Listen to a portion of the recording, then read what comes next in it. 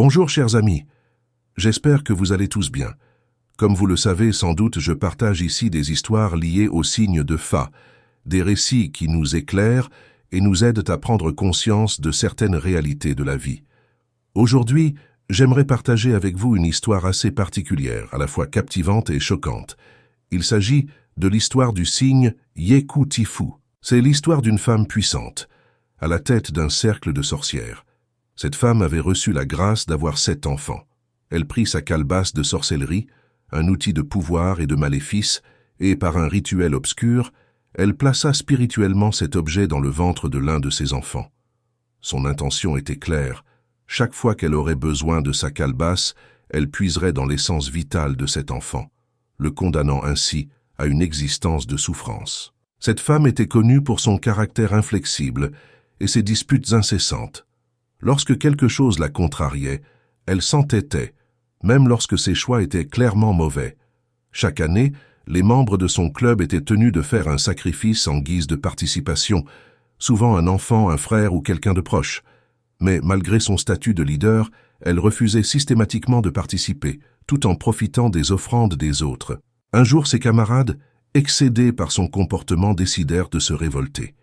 Elles exigèrent qu'elle contribue enfin, comme tout le monde. Après de longues réflexions, la femme consentit à offrir l'enfant dans lequel elle avait placé sa calebasse de sorcellerie. Cet enfant, toujours malade et souffrant, portait en lui un mal mystérieux que personne ne comprenait. Mais lorsqu'elle le présenta comme offrande, ses camarades refusèrent catégoriquement. Elles estimaient qu'il n'était pas juste de sacrifier un enfant déjà détruit, alors qu'elles avaient apporté des enfants en bonne santé. Pendant ce temps, la femme avait un autre enfant qu'elle aimait particulièrement, vivant dans un village éloigné. Ses camarades, furieuses, décidèrent de prendre les choses en main. Sans consulter la mère, elles partirent tuer cet enfant préféré.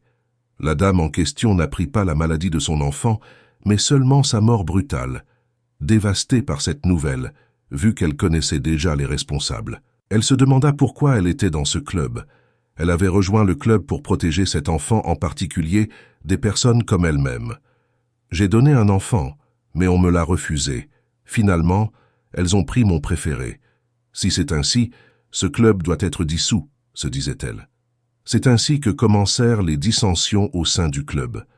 La femme déclara la guerre à ses camarades. De leur côté, ces dernières cherchèrent à entrer en contact avec l'enfant malade, pour lui révéler la vérité sur sa mère, car pour lui, sa mère était comme la Vierge Marie.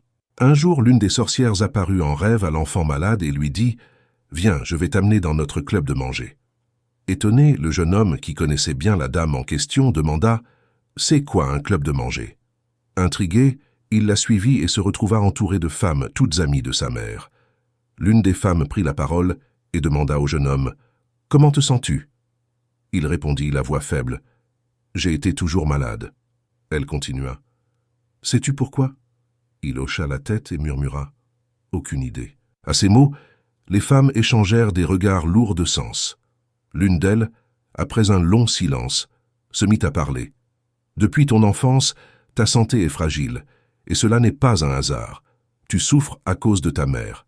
Elle a placé sa calebasse de sorcellerie dans ton ventre, et cela t'empoisonne peu à peu. Non seulement elle t'a rendu malade, mais a cherché encore à te donner en offrande pour que nous te sacrifions. Nous ne pouvions pas accepter cela. Tu nous fais trop de peine. » L'une des sorcières s'avança et dit « Écoute bien, pour te libérer de ce mal, ne dis rien à ta mère en te réveillant.